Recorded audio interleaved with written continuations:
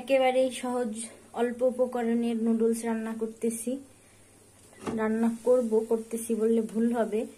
এখানে আমি সিম, ফুলকপি, পেঁয়াজকালি, এরপরে আলু সিদ্ধ করে নিচ্ছি। আর এখানে 2 কাপ পরিমাণ সবজি আমি কেটে নিয়েছি। তো বাচ্চারা দেখা যায় যে আসলে সবজিটা শুধু খেতে চায় না, আমরা নুডলসের সঙ্গে রান্না করে দিলে খেতে পারে। আর আমার মনে হয় সব বাচ্চারাই নুডলস পছন্দ করে। তো এটাকে আমি আগে ভালো করে সিদ্ধ করে নিব, একদম সহজ অল্প উপকরণে। ঘরে 1 প্যাকেট নুডলস থাকলেই হয়ে যাবে রান্না ঝটপট। তো মোটামুটি আমি এটাকে ভালো করে সিদ্ধ করে নিব। তো কি সুন্দর বলক উঠছে, দেখতে খুব ভালোই লাগছে। মাত্রই দিলাম, বেশি সময় হয়নি, দিছি তো বেশ কিছু সময় সিদ্ধ হবে। আমি একটু লবণ দিয়ে দিয়েছি সিদ্ধর মধ্যে, সিদ্ধর জন্য যে সবজিগুলা দিয়েছি এর মধ্যে। তো 1-এর মধ্যে 2 দেখা গেছে যে এটা সবজিটা আসলে আমি দেখেছি যে সিদ্ধ হয়ে গেছে। এর ভিতরে আমি 1 প্যাকেট পরিমাণ নুডলস ঢেলে দিব, একবারে সিদ্ধ করে নিব সবজিটার সঙ্গে। এর জন্য একটু পানিটা বেশি করে দিয়েছি, যাতে আর আমার ডাবল কষ্ট না হয়।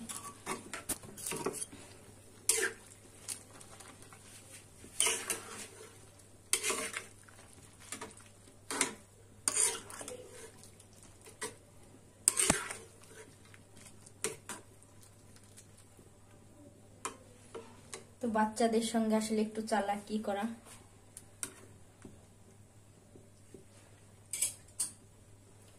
এবার এটা ঢেকে দেব একটু।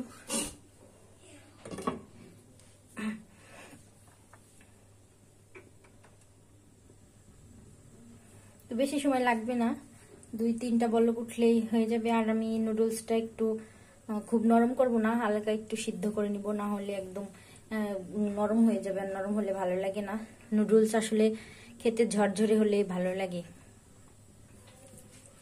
একটু নেড়ে দিই।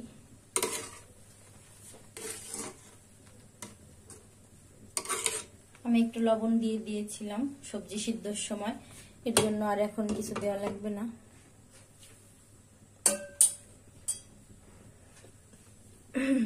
এবার একটু নেড়ে দেখবো কি অবস্থা। তো এখন আমি নামিয়ে নিব বলতে এটাকে ছাঁকনি দিয়ে ছেঁকে নিব। প্যান দিয়ে তেল দিয়ে পেঁয়াজ মরিচ দিয়ে দিয়েছি। তো এটা একটু ভেজে নিব, লবণ দিয়ে দিচ্ছি।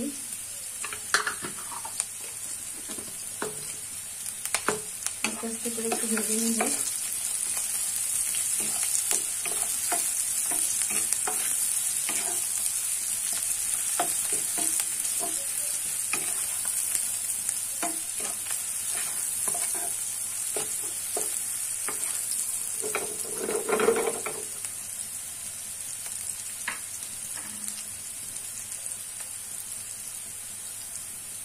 এবার ডিম দিয়ে দিব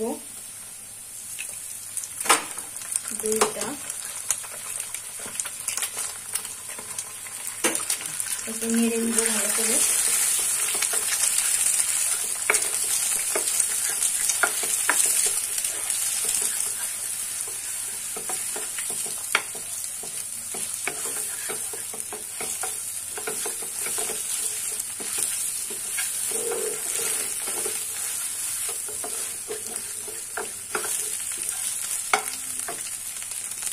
তো ডিমটা ভালো করে নেড়ে চেড়ে নিয়েছি। এবার আমি নুডলসটা দিয়ে দিব। আমি এখানে নুডলসটা পানি ঝরিয়ে নিয়েছি। তো আস্তে আস্তে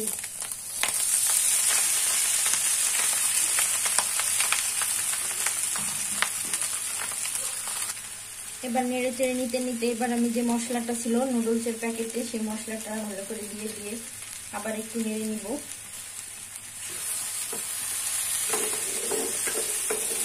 কেউ চাইলে একটু শুকনো মরিচের গুঁড়ো বা গোলমরিচ গুঁড়ো দিতে পারেন।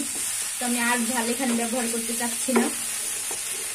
আর আমার আসলে বাসায় গাজর ছিল না, যার জন্য আমি গাজরটা দিতে পারিনি। বাসায় যা ছিল তাই দিয়ে করেছি।